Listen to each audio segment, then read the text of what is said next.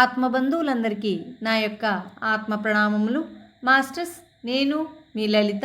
మిత్రులారా, ఈరోజు కూడా మనం మరికొంత జ్ఞానాన్ని శ్రీకృష్ణామృతం ఉత్తర గీత జ్ఞానసారం నుండి షేర్ చేసుకుందాం. మాస్టర్స్, మనం ఇప్పుడు అంతర్యానం ఈ విషయంపై జ్ఞానాన్ని తెలుసుకుందాం. మాస్టర్స్, ఈ శ్లోకం మూలంలోని గీతాసార యోగంలో 26వ శ్లోకం. బహిర్భ్యామతి యః కశ్చిద్ యక్త్వా దేహస్తమీశ్వరం స్వగృహే పాయసం త్యక్త్వా భిక్షామటతి దుర్మతిః. మిత్రులారా, ఈ శ్లోకం యొక్క తాత్పర్యాన్ని ఇప్పుడు తెలుసుకుందాం. తన దేహంలోనే ఉన్న బ్రహ్మమును గుర్తించక బయట ఎక్కడో ఏదో ఉన్నదని భ్రమించి తిరిగేవాడు తన ఇంటిలో ఉన్న పాయసాన్ని విడిచిపెట్టి పొరిగింటికి భిక్షకై తిరిగే మూర్ఖుడితో సమానం. మిత్రులారా, ఇప్పుడు వివరణ తెలుసుకుందాం. అంతర్ప్రపంచంలో దొరికే బ్రహ్మం కోసం బాహ్య ప్రపంచంలో వెతికేవాళ్ళు అజ్ఞానులు. మూర్ఖుడు మాత్రమే తన ఇంటిలోని పాయసాన్ని వదిలిపెట్టి భిక్ష కోసం పొరుగింటికి వెళతాడు. అసలు సత్యం తానే అయి ఉన్నప్పుడు సత్యాన్ని బయట వెతికే వారు మూర్ఖులే కదా. తమను తాము గ్రహించినటువంటి వారందరూ కుమతులే, దోషభూయిష్ఠులే, మూర్ఖులే. కుమతి అంటే దోషభూయిష్టమైన మతి గలవారు.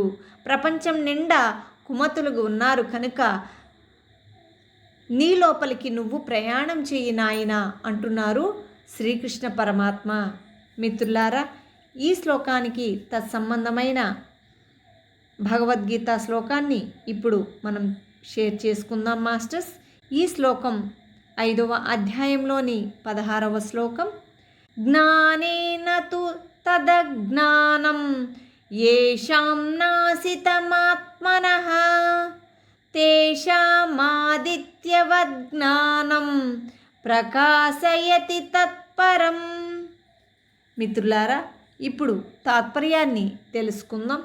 ఎవరి లోపల ఉన్న అజ్ఞానం అనే అంధకారం బ్రహ్మాత్మ తత్వజ్ఞానం అనే సూర్యుడి ద్వారా నశించిపోతుందో అప్పుడు ఆ జ్ఞానం వాళ్ళకి సచ్చిదానంద సర్వాత్మను సాక్షాత్కరింపచేస్తుంది.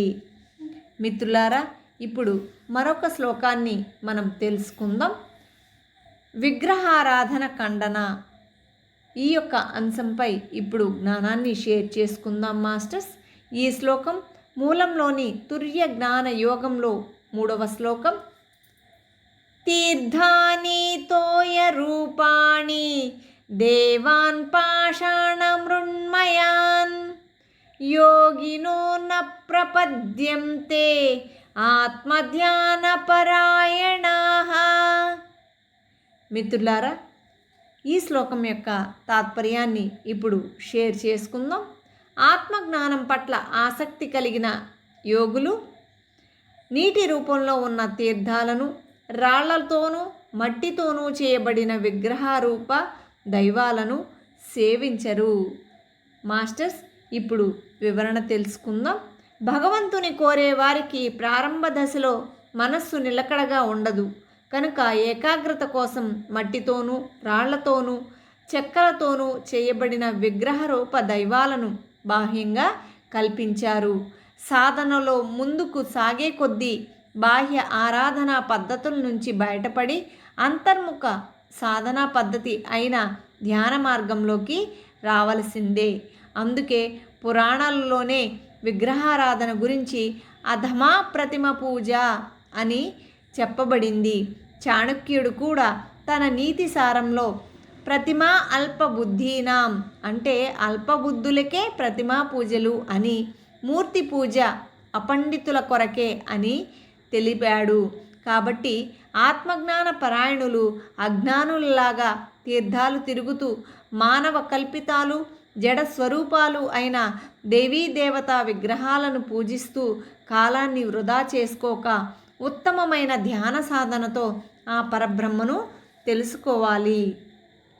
మిత్రులారా, ఇప్పుడు తత్సంబంధమైన జ్ఞానానికి సంబంధించిన భగవద్గీతలోని 5వ అధ్యాయంలోని 7వ శ్లోకాన్ని ఇప్పుడు మనం షేర్ చేసుకుందాం.